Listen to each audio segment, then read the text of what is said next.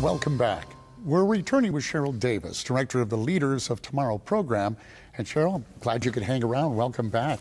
There was one final item in that list of things that the program addresses, and that is life skills. What's important in that category? So for life skills, teaching the youth about just how to navigate the landscape of life, that there's going to be some turns and twists, and we try to infuse that in every workshop that we do for them. One of the things that we did one time is there's a retired police captain, BJ Council, who has opened her own business about interaction with police. So we had her come and talk about and do a workshop, an interactive workshop for the youth on that. And we do different subjects like that, like taking what's current out there and then bringing in a subject matter expert to do workshops for the youth. So that's just one of them. We also have a great group of volunteers across the whole spectrum. We have Dr. Moya Foster, who's a psychologist, so she's one of our volunteers. We have Sherry Peacock, who she works at a law firm, and she has used that law firm to show the youth about how to get into law and different things. We have LJ Yarborough, who is actually the chapter president for the RDU chapter of the Black MBA Association. So he's a licensed securities analyst. So just so many things. We have Matthias, who's there. We have different people that are in leadership in companies that have used their resources to sow into the life of the youth and teaching them life skills. Well, what kind of kids are best suited for this kind of a program, and how can they get involved? I'm sure there are parents watching right now going, I want my kid in this program. Absolutely, they do. So one of the things is, first of all, my email address is lot_director@rdublackmba.org. So they can use that email to get an application and fill it out. I would say any youth that wants to learn and grow and learn how to navigate life skills, careers, and all those things, that they should get involved. It's for everyone. We have, one of the other things that we teach them is presentation skills. So that's always needed.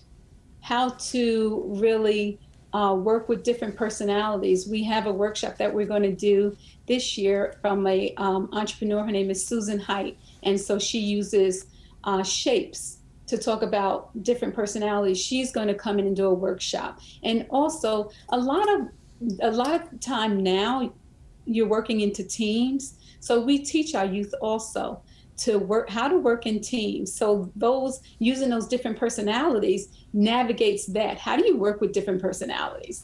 One of the things you mentioned earlier was the participation of businesses, whether they are part of the program, workshops on the weekend, but some of these businesses, as you say, open up their books to the eyes of students. Why would they do that? Can I be blunt? I mean, that's asking a lot of a business. How do they participate and why do they do it? Absolutely. So first of all, of course, as in anything, we always are very, very,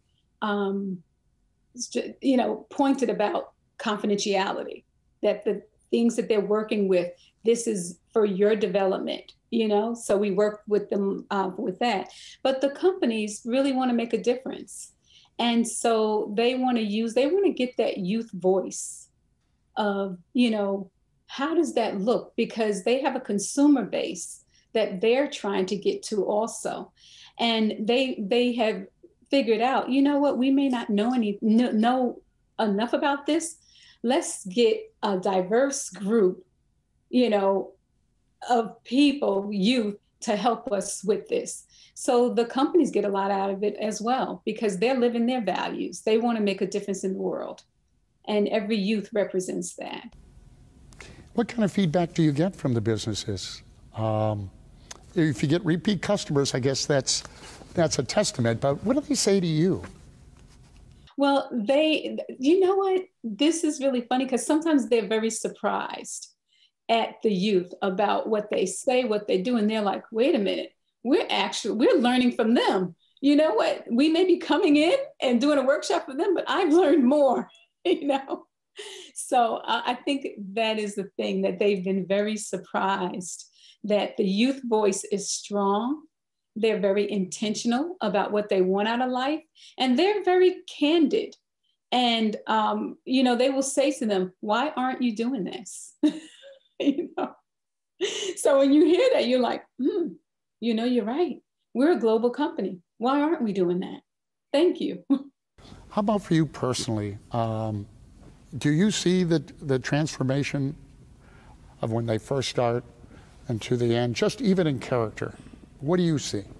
Oh, wow. It is just like watching a flower bloom. Like you watch them like maybe their first year, and they come in and they're kind of timid and not really talking. And, you know, and you watch them bloom. You start watching them work with other youth, and you start hearing their voice, to where when they're working on a research project and they're saying, no, I don't think we should go that way. I think we should do this. And, oh, did you remember that this is what we read about them? You know, we need to do.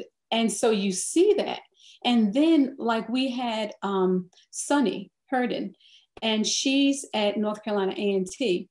And so she was talking and she was saying, you know, she was able to use her skills that she learned at LOT in her first year of college, just how to navigate the university, you know, and that she had a voice because she, of course, we always give them opportunities to speak their mind about different things, so that when she encountered that in college, she was able to just speak up and voice her opinion about different things. And in some situations, you know, just challenge the professor on a thought process, like, you know, okay, I hear what you're saying, but can we consider this, and actually start another discussion on something. So it gives the youth confidence that they have a voice and to use it. It's so neat, the program. It is really exciting. And Cheryl, thank you so much for taking time with us. I really do appreciate it. In fact, we're going to take a quick break and we're going to come back with one of your students. And we're going to talk to that student about participating in the LOT program. So stay tuned.